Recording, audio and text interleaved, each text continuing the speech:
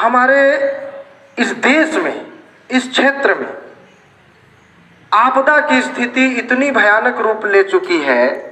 मुख्यमंत्री disaster management, मुख्यमंत्री शाला सुरक्षा योजना के अंतर्गत सभी बच्चों को, समुदाय के लोगों को किसी प्रकार की आपदा से निपटने के लिए पूर्व तैयारी क्या होनी चाहिए, कैसे हम उस आपदा से बच सकते हैं, इसकी ज्ञान अगर समुदाय को हो जाए, बच्चों को हो जाए, कम्युनिटी को हो जाए, तो आने वाले समय में बहुत सारी जान हम बचा सकते हैं। रेस्क्यू के माध्यम से, पूर्व तैयारी के माध्यम से। आपने देखा होगा एक बच्चा अभी बोर में गिर गया था, आपको पता है, न्यूज में आप देखे हैं। किसकी गलती है? बच्चे की गलती है क्या? नहीं, समुदाय की गलती है।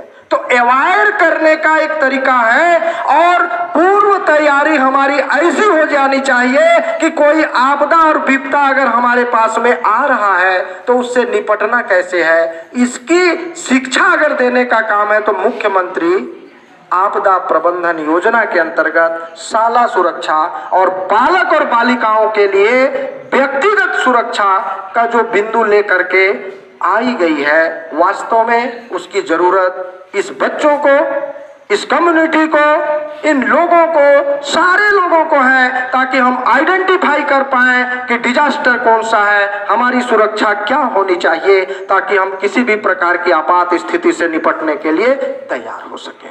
ये इसका मूल उद्देश्य है। उसके लिए हमें क्या करना है?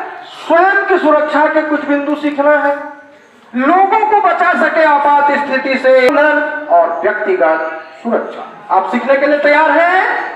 हाथ उठा के बताएं, सीखने के लिए तैयार हैं? बहुत बढ़िया।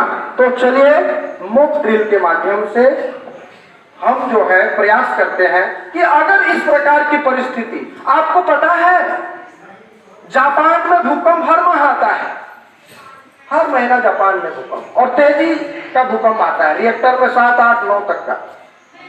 भारत में अगर भूकंप आ जाए तो आप देखेंगे, भुज में हुआ था 2001 में, बहुत सारे स्कूली बच्चे भी दब गए, लोग दब गए, हजारों हजार आदमी मर गए।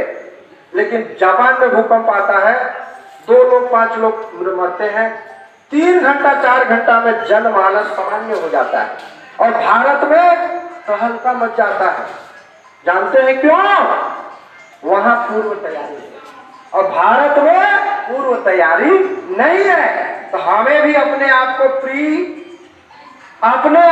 तैयार करना है पहले, कि आपदा के स्थिति में हम कैसे रेस्क्यू करके लोगों की जान बचा सकते हैं, स्वयं की हम जान कैसे बचा सकते हैं, घायल व्यक्ति को कैसे, कैजुअलिटी को हम कैसे सुरक्षा दे सकते हैं, प्राथमिक किट के माध्यम से या प्राथमिक सुरक्षा किस प्रकार से हम प्रदान कर सकते हैं, कब तक? जब तक कि स्वास्थ्य केंद्र तक या 108 जो आपदा प्रबंधन वाहन है, तो तब जब तक नहीं पहुंच जाता है तब तक हम उसकी जान को बचा सकते हैं। लेकिन कुछ टिप्स हमको उसके लिए जानना पड़ता है।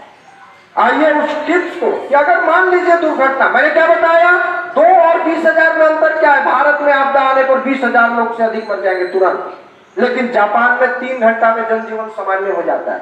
क्यों? क्योंकि वहां तैयारी पूरी तरह से है, लोग अवायर हैं, सरकार अवायर है।